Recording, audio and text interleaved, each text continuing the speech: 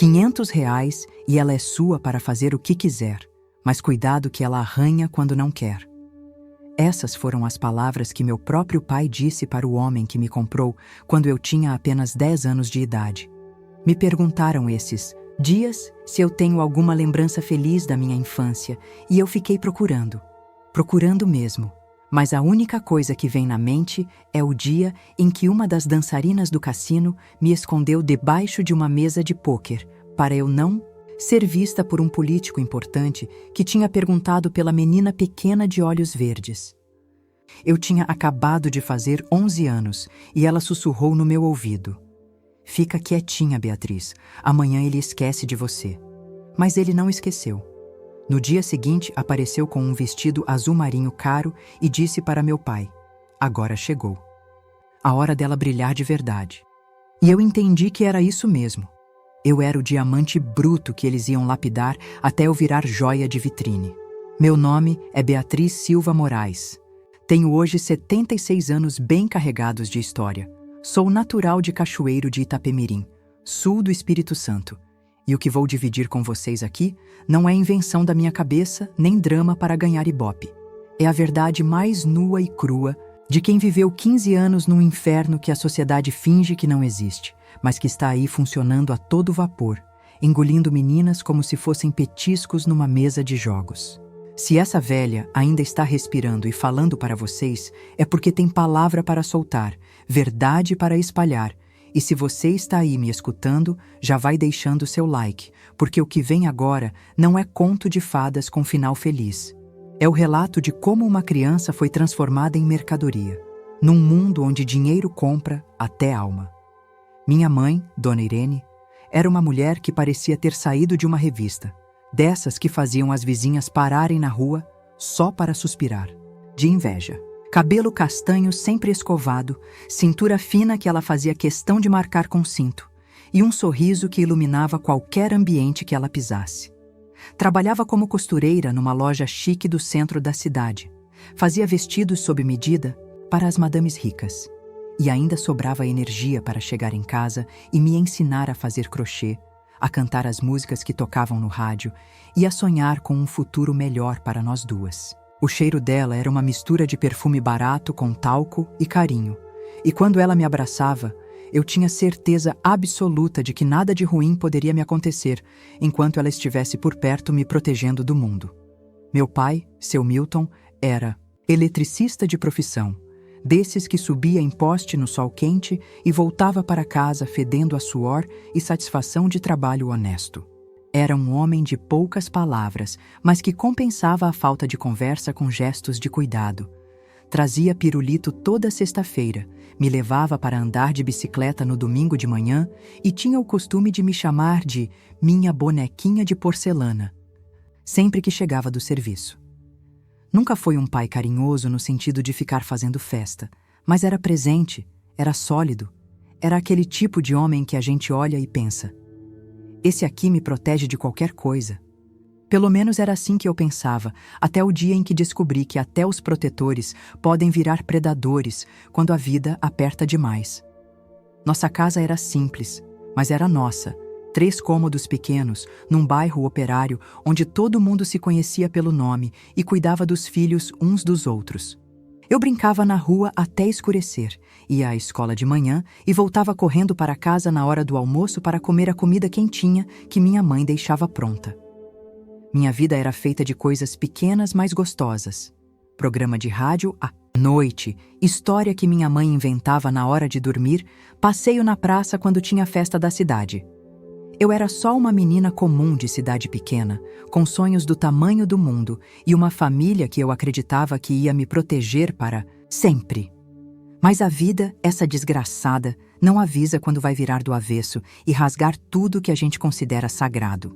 Foi numa segunda-feira que começou a nossa desgraça. Minha mãe saiu para o trabalho como sempre, com aquele sorriso no rosto e aquele jeito dela de cumprimentar os vizinhos, mas não voltou para casa na hora do almoço como era de costume. Meu pai ficou preocupado, foi até a loja e descobriu que ela tinha desmaiado no meio da costura, sido levada para o hospital, e os médicos não conseguiam entender o que estava acontecendo com ela. Durante 2 semanas, Ela ficou internada enquanto os doutores faziam exame atrás de exame, e quando finalmente descobriram o que era, já era tarde demais para qualquer tipo de tratamento. Câncer no fígado, disseram. Uma coisa agressiva que se espalha rápido e não perdoa ninguém. Minha mãe, aquela mulher forte que eu achava que era indestrutível, começou a murchar na frente dos meus olhos como flor sem água. Em 3 meses, ela tinha virado uma sombra do que era antes. Magra, pálida, com aqueles olhos fundos que só quem está se despedindo da vida consegue ter. Eu, com meus 10 anos, não entendia muito bem o que estava acontecendo. Só sabia que minha mãe estava indo embora devagar e que não havia nada que eu pudesse fazer para segurá-la. Ela morreu numa manhã de terça-feira, enquanto eu estava na escola aprendendo sobre matemática e fingindo que o mundo ainda fazia sentido. Quando cheguei em casa e vi meu pai sentado na mesa da cozinha com o rosto enterrado nas mãos, eu soube sem que ninguém precisasse falar. O velório foi numa funeral pequena, com pouca gente, porque a doença tinha chegado tão rápido que nem tempo de se despedir direito nós tivemos. Eu fiquei olhando para aquele caixão como quem olha para um buraco sem fundo, tentando entender como era possível que a pessoa mais importante da minha vida tivesse simplesmente parado de existir. Depois que enterramos minha mãe, a casa ficou com aquele silêncio pesado de lugar que perdeu sua alma. Meu pai começou a beber mais do que o normal, a chegar tarde do trabalho, a me olhar como se eu fosse um problema que ele não sabia como resolver. Ele tentava cozinhar para mim, mas queimava tudo. Tentava me ajudar com a lição de casa, mas não tinha paciência. Tentava conversar comigo, mas as palavras saíam todas tortas e sem sentido. Eu sentia que estava perdendo não apenas a mãe, mas também o pai, como se a morte dela tivesse levado um pedaço dele junto. Foi nessa época de desespero e confusão que apareceu na nossa vida o Sr. Joaquim, um homem baixo e gordo que se dizia empresário do entretenimento e que tinha uma proposta tentadora para um pai desesperado e sem rumo. Ele frequentava o bar onde meu pai tinha começado a gastar as noites e aos poucos foi se aproximando, oferecendo bebida, fazendo amizade, ganhando confiança. Dizia que tinha um negócio próspero na capital, um lugar onde pessoas importantes iam se divertir e que sempre precisava de funcionários especiais para atender essa clientela exigente. Uma noite ele apareceu lá em casa com uma garrafa de cachaça boa e uma conversa macia como seda. Sentou na nossa mesa, olhou para mim com aqueles olhinhos de porco e disse para meu pai: "Milton, essa menina sua é uma preciosidade. Com essa beleza toda, esses olhos verdes, esse cabelo dourado, ela pode ter um futuro brilhante no meu estabelecimento. Pode ganhar mais dinheiro em 1 mês do que você ganha em 1 ano." Meu pai, embriagado pela cachaça e pelo desespero, escutou aquilo como se fosse uma proposta de emprego normal, como se o homem estivesse oferecendo uma vaga de secretária ou vendedora. Eu estava ali na sala, fingindo que brincava com minha boneca, mas escutando cada palavra daquela negociação macabra. O Sr. Joaquim falava baixinho, mas eu conseguia ouvir tudo. Ela vai ter casa boa, comida na mesa, roupa bonita, vai conviver com gente importante. E você recebe R$ 500 por mês só para deixar ela comigo. É uma oportunidade única, Milton. Uma chance de dar uma vida melhor para sua filha e ainda resolver seus problemas financeiros. Meu pai ficou em silêncio por muito tempo, olhando ora para o dinheiro que o homem tinha colocado em cima da mesa, ora para mim, como se estivesse pesando na balança minha felicidade contra sua necessidade. No dia seguinte, meu pai acordou com ressaca e arrependimento, mas o Sr. Joaquim voltou como prometeu. Dessa vez acompanhado de uma mulher elegante que se apresentou como Dona Regina. Ela era uma senhora de uns 50 anos, bem vestida, com joias discretas mas caras e um jeito de falar que misturava educação com frieza. Olhou para mim como quem avalia um produto numa loja, me fez dar uma voltinha, comentou sobre meu cabelo, meus dentes, minha postura e depois sussurrou alguma coisa no ouvido do Sr. Joaquim que o fez sorrir satisfeito. "Milton", disse Dona Regina com aquela voz aveludada, "sua filha realmente é especial. No nosso estabelecimento, ela vai aprender a ser uma dama de verdade. Vai conviver com pessoas importantes, políticos, empresários, gente de fino trato. Imagine que futuro brilhante ela pode ter, conhecendo esse tipo de clientela desde nova. Meu pai, ainda meio grogue da bebedeira da noite anterior, balançava a cabeça como se aquilo fizesse todo o sentido do mundo. Eu, ali parada como um manequim, sentia uma coisa ruim crescendo no peito, uma sensação de que aquelas pessoas bonitas e bem vestidas eram lobos disfarçados de cordeiro. Dona Regina abriu uma bolsa de couro legítimo e espalhou sobre nossa mesa de fórmica alguns papéis que ela chamou de contrato de trabalho. Explicou que eu seria uma hostess no cassino deles, responsável por receber os clientes importantes, servir bebidas, fazer companhia durante os jogos. É um trabalho leve para uma menina inteligente como ela, disse, e ela vai ganhar muito dinheiro fazendo isso. O que ela não explicou, e que eu só fui descobrir depois, é que fazer companhia tinha um significado muito mais amplo e muito mais sujo do que simplesmente conversar e servir bebida. Meu pai assinou aqueles papéis como se estivesse vendendo. Um carro usado, sem ler direito, sem fazer perguntas, sem sequer olhar para mim para ver se eu concordava com aquilo. O senhor Joaquim contou R$ 500 na nossa mesa, mais dinheiro do que eu já tinha visto junto na vida, e disse que no dia seguinte viria me buscar para me levar para a minha nova vida. Eu tentei protestar, tentei dizer que não queria sair de casa, que queria ficar com meu pai, mas ele me cortou na metade da frase. Beatriz, você vai fazer o que é melhor para nós dois.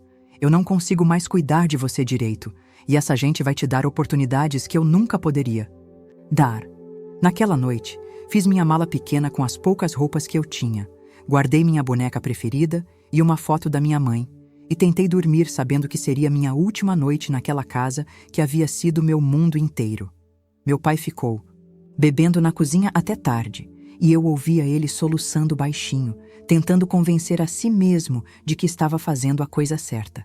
De vez em quando, ele vinha até a porta do meu quarto, ficava ali parado sem dizer nada, e depois voltava para a mesa e para a garrafa. Na manhã seguinte, Dona Regina chegou pontualmente às 8 horas numa Mercedes preta com vidros escuros. Vestiu-me com um conjunto que havia trazido, saia plissada azul marinho, blusa branca de botão, sapatos de verniz, e disse que aquilo era meu uniforme de trabalho. Meu pai me deu um abraço meio sem jeito, me entregou uma santinha que minha mãe sempre carregava na bolsa e sussurrou no meu ouvido: "Se cuida, minha bonequinha. Quando eu me acertar na vida, eu venho te buscar." Mas nos olhos dele eu vi que ele sabia que estava mentindo, que estava me entregando para algo que talvez fosse irreversível. O cassino ficava num prédio discreto no centro de Vitória. Por fora parecia um escritório comum, mas por dentro era um mundo completamente diferente. Tapetes vermelhos grossos, lustres de cristal, mesas de jogos envernizadas e um cheiro que era mistura de perfume caro, cigarro importado e dinheiro. Havia várias meninas trabalhando ali, todas entre 12 e 18 anos, todas vestidas com o mesmo tipo de uniforme que eu havia ganhado, todas com aquele sorriso artificial colado no rosto como se fosse parte do figurino. Dona Regina me apresentou. As outras como nossa mais nova hostess, e me explicou as regras básicas: sorrir sempre, ser educada com todos os clientes, nunca recusar um pedido, nunca fazer perguntas sobre os negócios que aconteciam ali. "Lembre-se", ela disse olhando bem nos meus olhos, "você está aqui para agradar. Clientes satisfeitos significam mais dinheiro para todos nós." Me designou um quarto pequeno no andar de cima, que eu dividiria com outras 2 meninas, Carla e Débora, ambas com 14 anos e já há 2 anos no estabelecimento. Carla foi quem me contou como as coisas realmente funcionavam ali. "Escuta bem, Beatriz", ela disse na primeira noite. "Aqui você vai aprender que existem várias maneiras de agradar os clientes. Algumas são fáceis, outras são mais complicadas, mas se você não fizer, Dona Regina fica brava. E quando ela fica brava, as coisas ficam muito piores para a gente." Débora completou o quadro sombrio. "No começo, você só vai servir bebida e fazer conversinha. Mas conforme você for ficando mais velha, vão pedindo outras coisas. E a gente não pode dizer não. Durante as primeiras semanas, realmente eu só fazia o que Dona Regina havia prometido. Servia drinks, conversava com os clientes durante os jogos, sorria e fingia que estava me divertindo. Mas eu percebia os olhares, os comentários sussurrados, a maneira como alguns homens me observavam como se estivessem avaliando uma mercadoria que ainda não estava pronta para o consumo. Ouvia conversas sobre quando ela estiver mais preparada, daqui a alguns meses, vale a pena esperar. E eu comecei a entender que estava sendo preparada para algo muito mais sério do que simplesmente servir bebidas. O cassino funcionava, principalmente à noite, recebendo uma clientela de homens ricos e poderosos que vinham não apenas para jogar, mas para desfrutar de entretenimentos especiais que não encontravam em outros lugares. Políticos, empresários, juízes, delegados, gente que tinha dinheiro suficiente para comprar qualquer coisa, inclusive o silêncio sobre o que faziam ali dentro. As mesas de pôquer, roleta e blackjack eram apenas a fachada. O verdadeiro negócio acontecia nos quartos do andar de cima, onde homens pagavam valores absurdos para ter acesso a meninas que deveriam estar brincando de boneca, não satisfazendo os desejos doentios de uma elite corrupta. Se você chegou até aqui e está sentindo a mesma revolta que eu senti naqueles primeiros dias, se inscreve no canal e me conta nos comentários. Qual foi o momento da sua vida em que você percebeu que estava sendo enganado por alguém em quem confiava? Pode não ter sido uma situação extrema como a minha, mas todos nós já passamos por momentos onde descobrimos que as pessoas não eram quem pareciam ser. Compartilhe a sua experiência, porque quando a gente divide essas histórias, a gente se sente menos sozinho no mundo. E se você conhece alguém que precisa ouvir que é possível sair de situações impossíveis, manda esse vídeo para ela, porque minha história ainda tem muito chão pela frente. Foi numa sexta-feira à noite, exatamente 3 meses depois da minha chegada ao cassino, que Dona Regina me chamou para uma conversa especial no escritório dela. O ambiente era luxuoso, mesa de mogno, poltrona de couro, quadros caros nas paredes, mas tinha um ar pesado de quem comandava negócios sujos. Ela me ofereceu um refrigerante, me fez sentar numa cadeira confortável e começou a falar sobre como eu estava evoluindo bem no meu trabalho, como os clientes gostavam de mim, como eu tinha potencial para crescer no estabelecimento. Beatriz, ela disse com aquele sorriso falso que eu já conhecia bem, você está fazendo 11 anos na próxima semana. E chegou a hora de você assumir responsabilidades maiores aqui no cassino. Temos um cliente muito especial que está interessado em você há algum tempo, um homem importante que pode abrir muitas portas no seu futuro.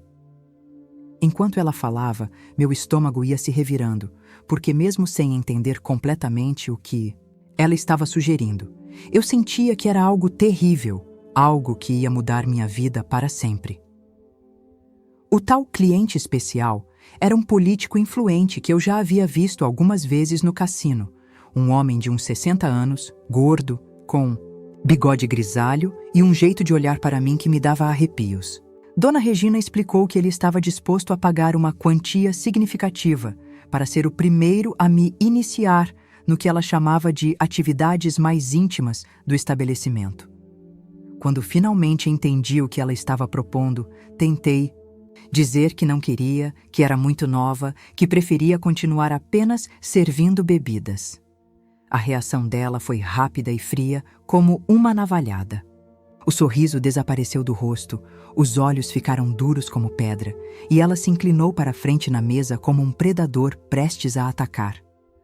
Beatriz, disse com uma voz que gelou meu sangue, você não está aqui para escolher o que quer ou não quer fazer. Você está aqui para trabalhar e o trabalho que temos para você é esse. Seu pai assinou um contrato, recebeu dinheiro e agora você tem obrigações a cumprir. Quando tentei argumentar que era apenas uma criança que aquilo não era certo, ela riu de um jeito que me fez sentir como se eu tivesse falado a maior bobagem do mundo. Criança? Você acha que criança mora em cassino? Você acha que criança ganha dinheiro servindo bebida para homens adultos? Beatriz, você parou de ser criança no dia que seu pai te vendeu para mim. Agora, você é funcionária deste estabelecimento e vai fazer o que mandarmos, ou as consequências vão ser muito piores do que você consegue imaginar. Para me mostrar que não estava brincando, ela mandou me levar para o porão do prédio, um lugar úmido e escuro onde mantinham as meninas, que se recusavam a colaborar. Lá embaixo, eu vi duas garotas, uma de uns 15 anos e outra que não devia ter mais que 13. Magras demais, com marcas pelo corpo, olhos vazios de quem havia desistido de lutar. Esta aqui, disse Dona Regina, apontando para a mais nova, se recusou a atender um cliente na semana passada. Está há 3 dias, só com água e pão seco, pensando se vai continuar sendo teimosa ou se vai voltar a trabalhar direito. A mensagem estava clara: obedecer ou sofrer as consequências. Voltei para meu quarto tremendo, com o coração disparado e a mente tentando processar o que havia acabado de descobrir sobre o lugar onde estava vivendo. Carla e Débora me olharam com pena quando contei o que tinha acontecido. É assim mesmo, disse Carla com uma resignação que me assustou. No começo a gente resiste, acha que pode escolher, mas depois entende que não tem escolha mesmo. Aqui dentro, a gente faz o que mandam ou apanha até fazer. Débora me explicou como funcionava o sistema de clientes especiais, homens que pagavam valores altíssimos para ter acesso exclusivo às meninas mais novas do estabelecimento. Eles gostam de se sentir os primeiros, ela disse com uma amargura que não combinava com seus 14 anos. Quanto mais nova você é, mais eles pagam. E quando você fica mais velha, vai perdendo valor, até que um dia Dona Regina te manda embora e arranja meninas mais novas para ocupar seu lugar.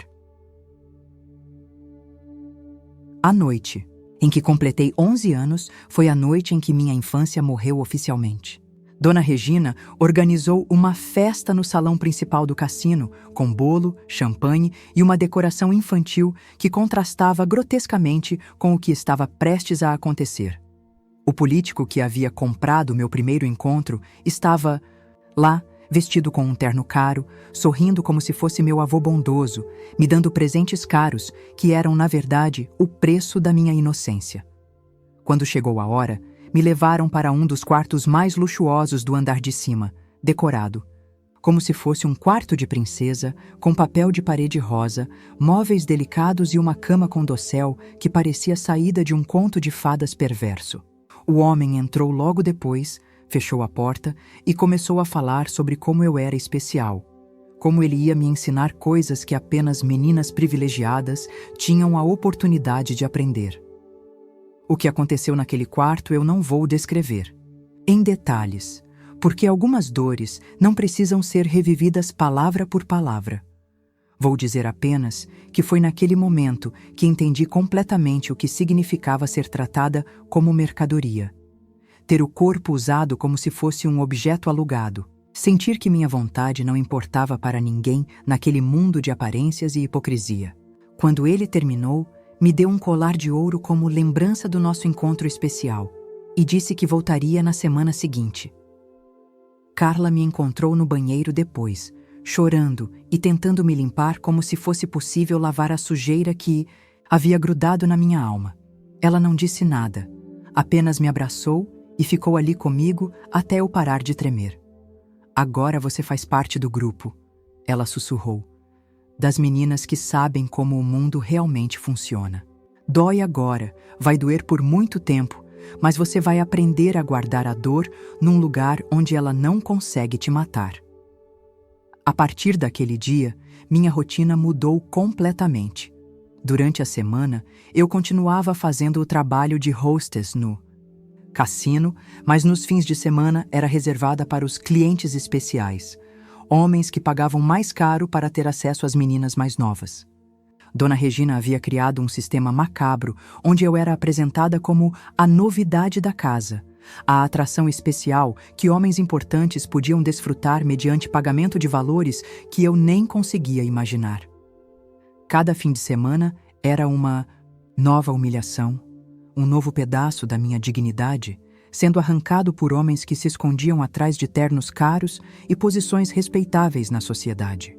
Juízes, delegados, empresários, políticos, gente que durante o dia fingia defender a moral e os bons costumes, mas que à noite pagava para destruir a vida de meninas que poderiam ser suas filhas.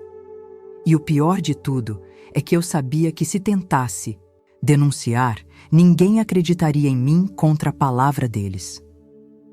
Dona Regina mantinha o controle através de um sistema perfeito de recompensas e punições. Quando obedecíamos sem questionar, ganhávamos roupas bonitas, comida melhor, alguns privilégios, pequenos como poder assistir televisão ou sair no quintal nos fundos do prédio.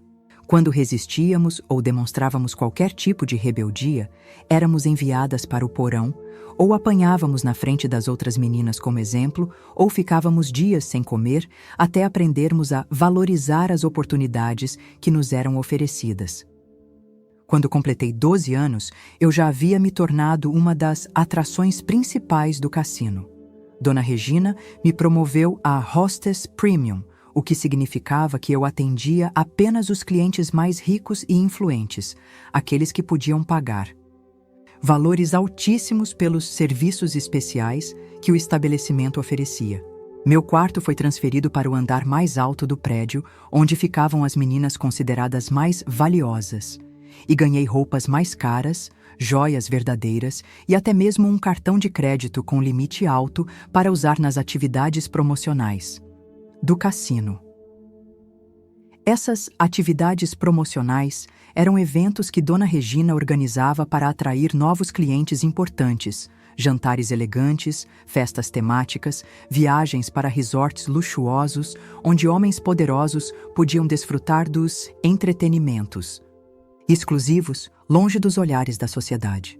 Eu era frequentemente escolhida para acompanhar esses eventos, sempre apresentada como sobrinha ou afilhada de algum dos organizadores, uma farsa que todos fingiam acreditar para manter as aparências. Foi numa dessas viagens para um resort, em Guarapari, que conheci uma das figuras mais poderosas e perigosas do esquema, o desembargador Aristides Fonseca, um homem de uns 70 anos que controlava boa parte do sistema judiciário do estado e que era, segundo Dona Regina, um dos investidores principais do cassino. Ele me tratava como se eu fosse sua neta querida em público, mas em particular deixava muito claro que eu era propriedade dele sempre que quisesse. O desembargador tinha manias estranhas e perturbadoras. Gostava que eu me vestisse como uma boneca viva, com vestidos infantis, laços no cabelo, meias até o joelho, como se estivesse tentando reviver alguma fantasia doentia da infância dele. Me fazia sentar no colo dele durante as refeições, me dava de comer na boca, me chamava de minha bonequinha especial, na frente de outros homens que riam como se aquilo fosse a coisa mais natural do mundo.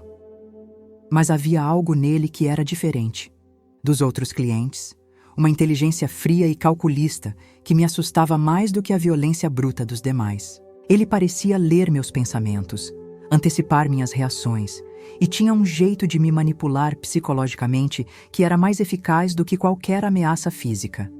"Beatriz", ele me disse numa dessas viagens, "você é uma menina muito esperta. Sabe que tem um futuro brilhante pela frente se souber aproveitar as oportunidades certas. Mas também sabe o que acontece com meninas que não sabem reconhecer quando estão bem." A oportunidade que ele estava oferecendo era me tornar exclusivamente dele, sair do cassino, morar numa casa que ele mantinha só para esse propósito, ter acesso à educação particular, roupas de grife, viagens internacionais, tudo em troca de estar disponível sempre que ele quisesse. Era uma prisão dourada, mas ainda assim, uma prisão. Quando hesitei em aceitar, ele me mostrou fotos de outras meninas que haviam passado pelo cassino e que agora estavam trabalhando em lugares muito piores. Bordéis de estrada, casas de prostituição em outros estados, alguns casos onde as meninas simplesmente tinham desaparecido quando se tornaram problemáticas demais. Foi nessa época que comecei a ter os pesadelos mais terríveis da minha vida. Sonhava que estava sendo perseguida por homens sem rosto que queriam me transformar numa boneca de verdade, me cortar em pedaços e me reconstruir do jeito que quisessem. Acordava gritando no meio da madrugada, suada e com o coração disparado, e tinha que fingir que estava tudo bem quando as outras meninas perguntavam o que havia acontecido. Carla percebia meu estado e às vezes vinha para minha cama, me abraçava até eu conseguir voltar a dormir, sussurrando que tudo aquilo ia passar um dia. Mas Carla estava errada. Nada daquilo ia passar por conta própria. Pelo contrário. As coisas só foram piorando conforme eu ficava mais velha e mais experiente no trabalho. Dona Regina começou a me usar para treinar as meninas mais novas que chegavam ao cassino, me fazendo explicar para elas como funcionava o sistema, como se comportar com os clientes, como fingir que estavam gostando de coisas que as faziam sentir nojo. Era uma tarefa que me destruía por dentro, porque significava que eu estava me tornando cúmplice do mesmo esquema que havia destruído minha própria infância. Uma das meninas que tive que treinar se chamava Amanda, tinha apenas 9 anos, e havia sido trazida por uma tia que devia dinheiro para agiotas perigosos. Quando olhei nos olhos dela, vi a mesma inocência perdida que eu tinha quando cheguei ali 3 anos antes. E algo dentro de mim se rebelou de uma maneira que eu não conseguia controlar. Não podia fazer aquilo. Não podia ser o instrumento que prepararia mais uma criança para o mesmo inferno que eu estava vivendo. Disse para Dona Regina que estava doente, que precisava de alguns dias para me recuperar. Qualquer desculpa para não ter que olhar nos olhos de Amanda e explicar para ela o que a esperava naquele lugar maldito. Dona Regina não gostou nada da minha recusa. Na mesma noite, mandou 2 dos seus capangas me levarem para o escritório dela, onde ela me deixou muito claro que questionamento não era tolerado no estabelecimento dela. Beatriz, ela disse, com aquela voz gelada que eu conhecia bem, você está aqui há 3 anos. Eu te transformei de uma menina qualquer numa jovem sofisticada, te dei oportunidades que a maioria das garotas da sua idade nem sonha em ter. E agora você quer me desobedecer por causa de uma criança qualquer que acabou de chegar?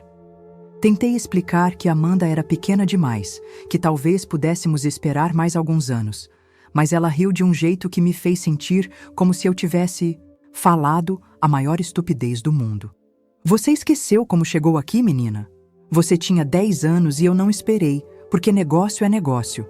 Amanda vai aprender do mesmo jeito que você aprendeu, e você vai ensinar ela, queira ou não, queira. Foi nessa noite que levei minha primeira surra séria, desde que havia aprendido a obedecer sem questionar. 2 homens me seguraram, enquanto Dona Regina usava um chicote de couro para me ensinar que insubordinação tinha consequências dolorosas. Cada golpe vinha acompanhado de uma lição sobre meu lugar naquele mundo. Você não pensa por si. Mesma. Crack. Você faz o que eu mando. Crack. Você é minha propriedade até eu decidir te vender ou te descartar. Crack. Quando terminaram, eu estava no chão, com o corpo todo marcado e o rosto inchado, mas com uma certeza cristalina na mente. Um dia eu sairia dali, mesmo que fosse preciso destruir tudo ao meu redor. Nos dias seguintes, enquanto me recuperava dos ferimentos, Amanda veio várias vezes até meu quarto. Ela não falava muito, apenas ficava sentada na beirada da minha cama, me olhando com aqueles olhos grandes e assustados que me lembravam tanto de mim mesma quando chegara ali. Numa dessas visitas, ela perguntou baixinho: Beatriz, você tentou me proteger? Fiz que sim com a cabeça porque falar ainda doía.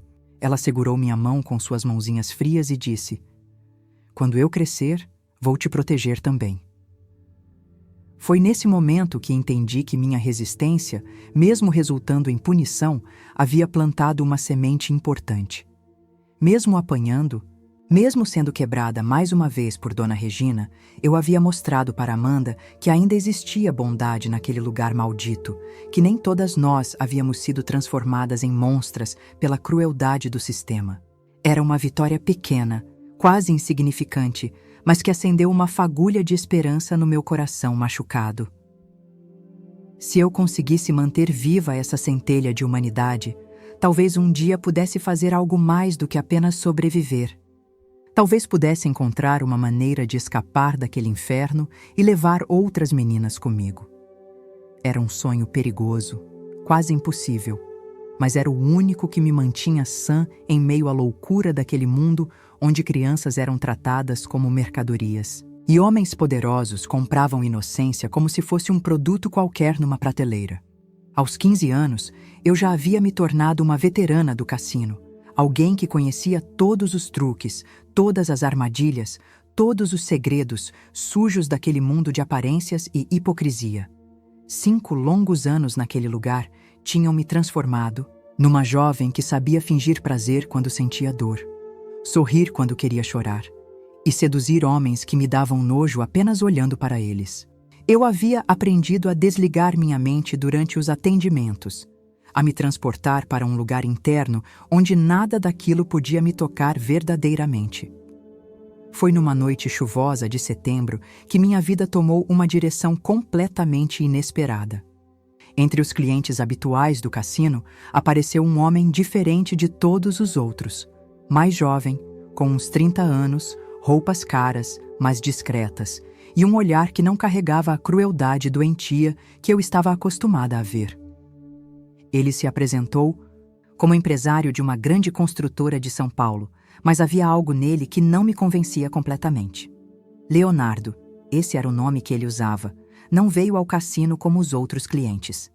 Não participava dos jogos com o desespero típico dos viciados, não bebia excessivamente, não fazia comentários vulgares sobre as meninas que trabalhavam ali. Ele observava tudo com atenção silenciosa, como se estivesse estudando o ambiente, memorizando detalhes, fazendo algum tipo de investigação disfarçada. Quando me viu pela primeira vez, algo no seu rosto mudou.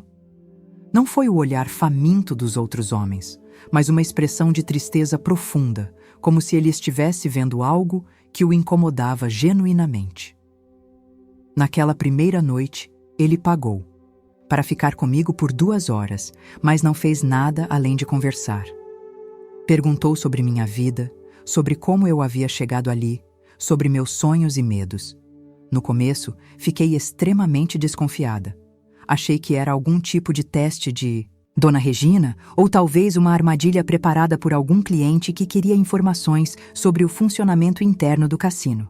Mas havia algo genuíno na voz dele, uma preocupação real que me fez baixar um pouco a guarda. Ele voltou na semana seguinte e na outra, sempre com a mesma postura respeitosa, sempre fazendo perguntas cuidadosas sobre o esquema que movia. O cassino, sobre as outras meninas, sobre Dona Regina e seus contatos importantes. Aos poucos, comecei a entender que ele não era um empresário qualquer.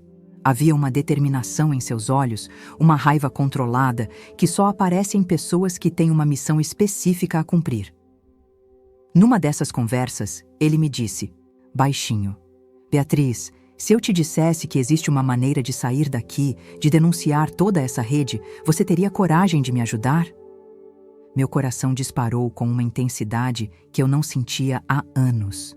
A possibilidade de liberdade, que havia sido enterrada sob camadas de resignação e desespero, ressurgiu como uma chama pequena, mas persistente no meu peito. Como? Consegui sussurrar, mal acreditando que estava fazendo aquela pergunta depois de tanto tempo. Leonardo me explicou que era jornalista investigativo de um grande jornal de São Paulo, trabalhando numa reportagem sobre redes de exploração sexual que operavam disfarçadas de cassinos e casas de jogos. Ele precisava de evidências concretas, nomes de clientes importantes, registros financeiros, documentos que comprovassem as ligações entre o cassino e figuras públicas influentes. Não é um trabalho fácil nem seguro, ele me avisou. Mas pode ser a chance de fechar esse lugar e prender toda essa gente. Durante os meses seguintes, me tornei uma espiã dentro da própria prisão. Comecei a prestar atenção em conversas que antes ignorava, a memorizar nomes e rostos de clientes poderosos, a fotografar documentos sempre que possível usando uma pequena câmera que Leonardo me deu. Aprendi a observar os horários dos seguranças, As rotinas de Dona Regina, os momentos em que o prédio ficava mais vulnerável. Era um trabalho perigoso porque qualquer mudança no meu comportamento poderia despertar suspeitas fatais. O trabalho ficou ainda mais arriscado quando descobri que o desembargador Aristides Fonseca não era apenas um cliente importante. Ele era um dos sócios do cassino, parte de uma rede que incluía políticos, juízes, delegados e empresários que lavavam dinheiro através dos jogos e usavam o estabelecimento para seus entretenimentos particulares. Consegui fotografar documentos que mostravam transferências bancárias, contratos de fachada e até mesmo uma lista com nomes de autoridades que recebiam propinas para manter o esquema funcionando.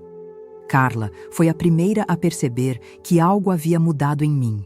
Numa dessas madrugadas silenciosas, ela me procurou e disse: "Beatriz, você está diferente. Tem uma luz nos seus olhos que não via há muito tempo. Está planejando alguma coisa?" Tive que tomar uma decisão difícil, confiar nela ou continuar, trabalhando sozinha. Escolhi confiar, porque sabia que Carla era a pessoa mais leal e corajosa que eu conhecia naquele inferno. Quando contei para ela sobre Leonardo e o plano de investigação, ela ficou em silêncio por vários minutos. Depois, pegou minhas mãos e disse: "Se existe uma chance real de sairmos daqui, eu vou ajudar você. Não importa o risco. Prefiro morrer tentando ser livre do que continuar vivendo como escrava neste lugar maldito." A partir daquele momento, tínhamos uma aliada preciosa na nossa missão. Carla conhecia segredos do cassino que nem eu sabia. Esconderijos onde Dona Regina guardava documentos importantes, conversas que ela havia escutado sobre negócios criminosos, códigos que os seguranças usavam para se comunicar. A investigação estava progredindo quando aconteceu algo que quase destruiu tudo. Amanda, a menina de 9 anos que eu havia tentado proteger 2 anos antes e que agora estava com 11, começou a demonstrar sinais claros de que não estava aguentando mais a vida no cassino. Ela havia se tornado retraída, recusava-se a comer direito e tinha episódios de pânico que duravam horas. Numa dessas crises, ela tentou se jogar da janela do 3º andar e só não conseguiu porque Débora a segurou no último momento. Dona Regina ficou furiosa com o incidente. Na cabeça dela, tentativas de suicídio eram má publicidade para o negócio e demonstravam falta de controle sobre as meninas. Ela decidiu que Amanda era um problema que precisava ser resolvido definitivamente.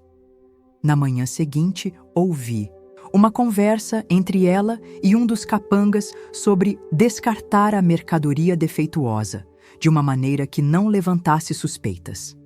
Meu sangue gelou quando entendi que eles estavam planejando matar Amanda e fazer parecer acidente. Não podia deixar aquilo acontecer. Amanda era como uma irmã mais nova para mim, e mesmo que isso comprometesse toda a investigação, eu não conseguiria viver comigo mesma sabendo que poderia ter salvado ela, e não fiz nada. Contei para Leonardo na nossa próxima reunião, e ele disse que precisávamos acelerar todo o processo.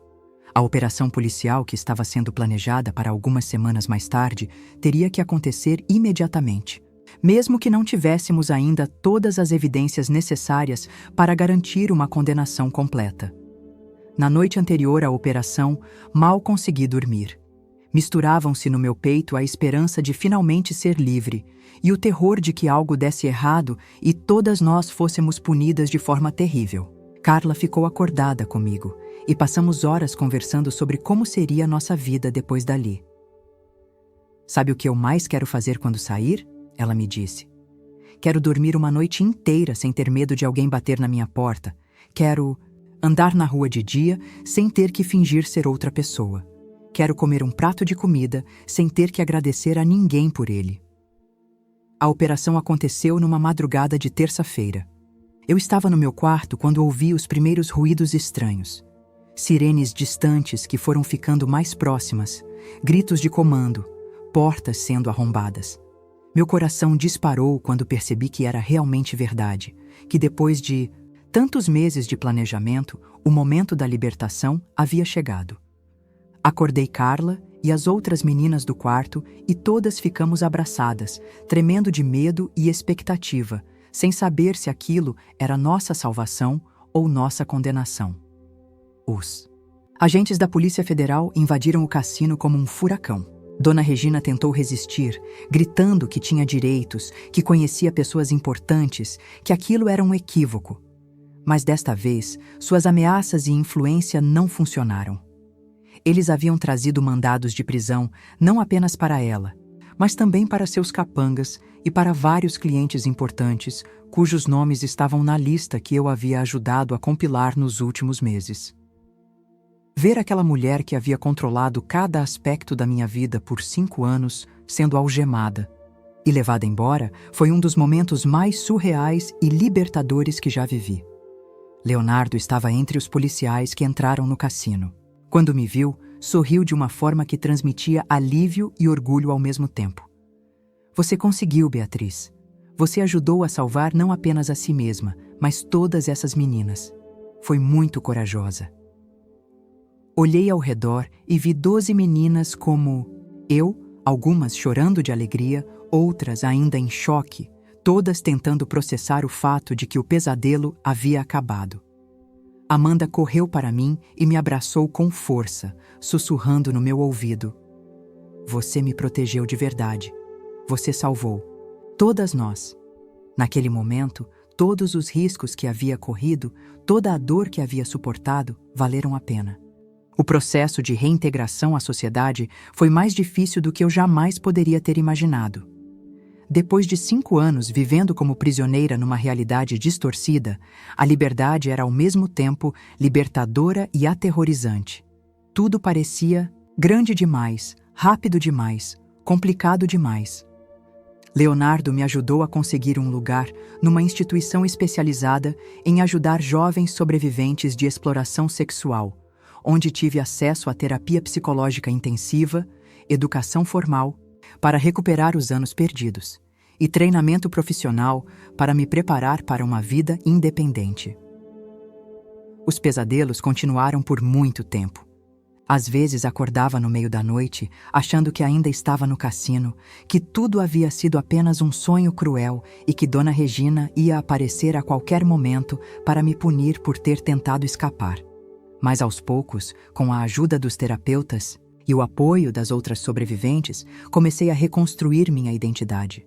Aprendi que eu não era definida pelos horrores que havia sofrido, mas pela coragem que tive de resistir, de arriscar tudo para conquistar minha liberdade e a de outras meninas. A reportagem de Leonardo ganhou repercussão nacional e internacional. O esquema de exploração, que operava através do cassino, foi exposto em detalhes, revelando uma rede de corrupção que envolvia dezenas de autoridades em vários níveis do governo.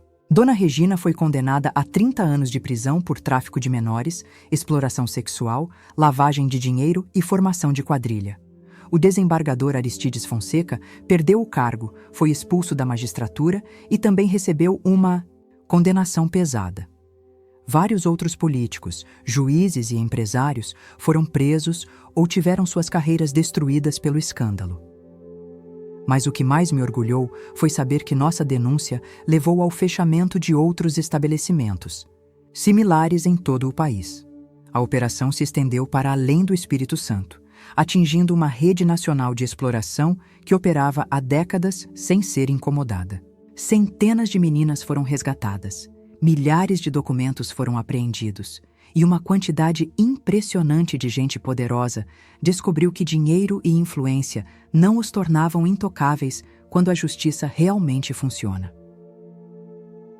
Leonardo e eu mantivemos contato ao longo de todos esses anos. Ele continuou seu trabalho como jornalista investigativo, especializando-se em casos de tráfico humano e exploração sexual infantil. Ganhou vários prêmios por sua cobertura do nosso caso, mas sempre fazia questão de dizer que o verdadeiro mérito era das meninas que tiveram coragem de denunciar. Vocês são as verdadeiras heroínas desta história, ele sempre repetia. Eu apenas dei voz ao que vocês já sabiam que precisava ser dito. Carla se formou em psicologia e hoje trabalha numa ONG que resgata crianças em situação de exploração sexual.